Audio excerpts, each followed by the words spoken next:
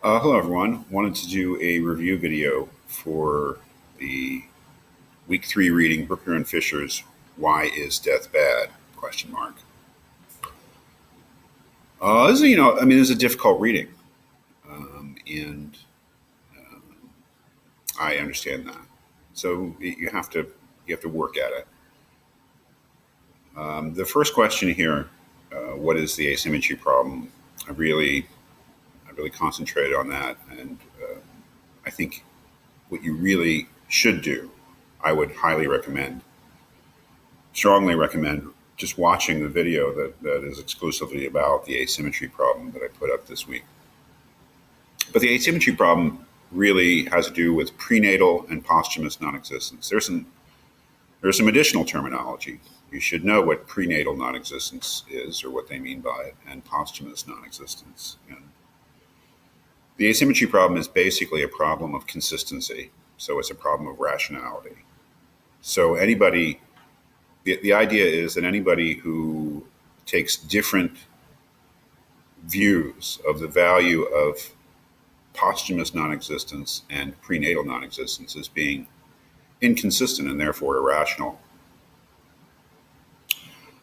Because according to Lucretius, or according to generally the Epicurean, they are simply two periods of non-existence.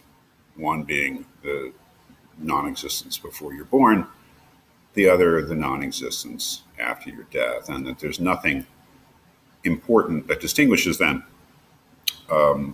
So that if you take a certain attitude towards one, say that you are completely indifferent to it, you don't care, let's say that you didn't exist before you were born, then you shouldn't care that you won't exist after you die, that just to be consistent.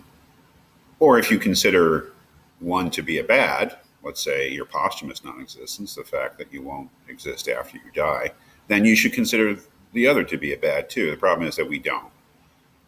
The problem is that human beings typically are completely indifferent to their prenatal non-existence, that is, indifferent to the fact that they didn't exist before they were born, but they care very much about the fact that they won't exist after they die. So, according to the Epicurean, according to someone like Lucretius, we are being irrational. And that's the problem. So, to solve the problem is to successfully argue that in viewing these things differently, prenatal and non-existence and posthumous non-existence, and giving them different values, we are not being irrational. So the whole point is to argue that there is some significant difference between the two states of non-existence, which would actually justify our asymmetrical treatment of it. So that's just repeating a lot of the things that I said in the videos, but repetition is okay. Number 2, what is Parfit's first hypothetical? And remember, his first hypothetical was about waking up in the hospital, not knowing if you have either had a very painful 10-hour operation yesterday or will have a very painful 1-hour operation tomorrow, something like that.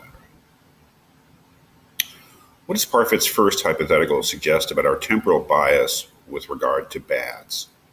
Well, quite simply, that we want our bads in the past, or that we prefer that our bad experiences be in the past rather than in the future. So the point is to say, well, okay, so there you're laying in the hospital bed and you're wondering, you don't know what's happened, but you're hoping for the 10 hours of pain over the 1 hour of pain. And on the face of it, just to consider it like that, it sounds irrational. But if we hear that the 10 hours would be in the past and the 1 hour would be in the future, then it makes total sense to us. Oh yeah, we would. A bad suffering like that in the past has a very different value than suffering in the future. So that something that's 10 times worse, we would choose it as long as it's in the past. So our temporal bias is we are biased in the sense that we prefer our bads to be in the past rather than the future. And that's a very important idea, I think, in this whole thing. But Second part of the question, why do the authors think this does not, in fact, help solve the asymmetry problem? That's a more complicated question, but it has to do with the distinction, which they say is Nagel's distinction, which I think is Nagel's distinction, although he doesn't call it this, between experienced bads and unexperienced bads.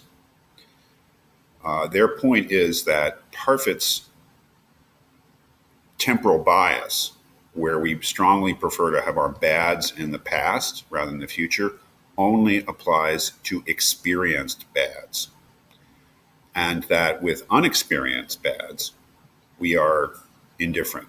That is, we have no preference for them being either in the past or the future. That is, we consider them equally bad, irrespective of whether they're in the past or the future. And if death, as they say, is an unexperienced bad, then you can see that they have not, it does not provide us with a solution to the asymmetry problem, because typically we are indifferent to whether our unexperienced bads are in the past or the future. But death, as an unexperienced bad, we prefer it to be in, or non-existence, excuse me, the deprivation that goes along with non-existence, we prefer it to be in the past, prenatal non-existence, rather than the future, posthumous non-existence. So the point is, we're still being inconsistent because we usually are temporally indifferent, let's say, to our unexperienced bads, but we're making this exception about prenatal and posthumous non-existence. So we can't use the temporal bias of Parfit's first hypothetical to solve the asymmetry problem. Again, I know that that's complicated. I'm doing my best to try to explain it clearly, but if you don't get it, and if your answer is way off, why don't you contact me and we'll try to work on it together. Number 3, the authors suggest that with regard to unexperienced bads, that is, things that are bad for somebody, but they don't experience them as bad, but they're still bad, which was what Nagel was trying to establish in his essay. The author suggests that with regard to unexperienced bads, we have no preference for them to be in the past or future. That is, their value for us does not change, unexperienced bads, depending on whether they're in the past or the future. It remains constant. That's the idea. Why is this a problem for solving the asymmetry problem? I've already tried to explain this, and it's basically a kind of a repetition of the second part of the second question. So forgive me for the redundancy. It's a problem, again, because to have a preference for prenatal over posthumous non-existence would be breaking the usual rule we have of being indifferent with regard to the temporal placement of unexperienced bads. Again, I know that may sound a little convoluted, but that's...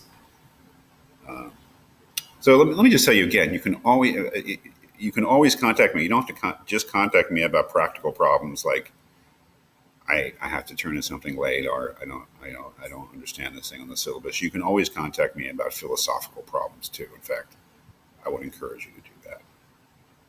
If there's some problem in the way I'm teaching, or I'm not making myself clear, then feel free to say, hey, you're not making yourself clear.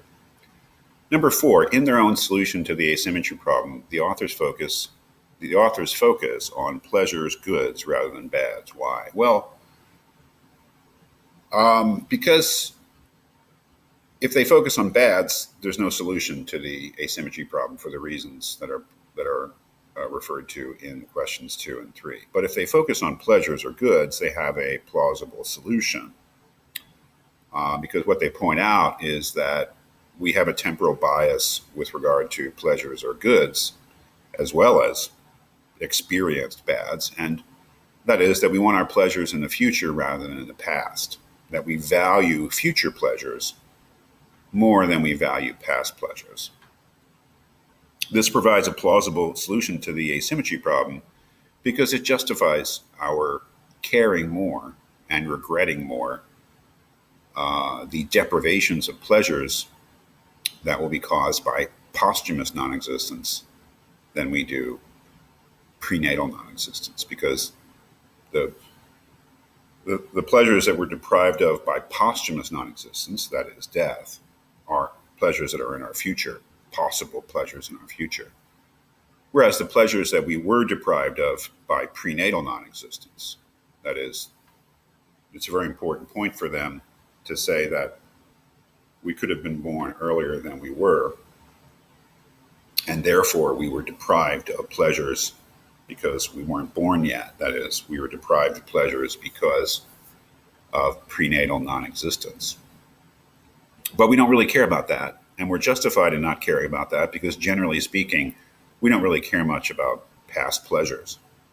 So we don't really care much about the deprivations of past pleasures. Where we care very much about future pleasures, they mean more to us, we value them more. So it is rational then, consistent with our usual way of thinking about these things, to care more about death, because death is something that is bad because it's a deprivation of future pleasures, which we care more about.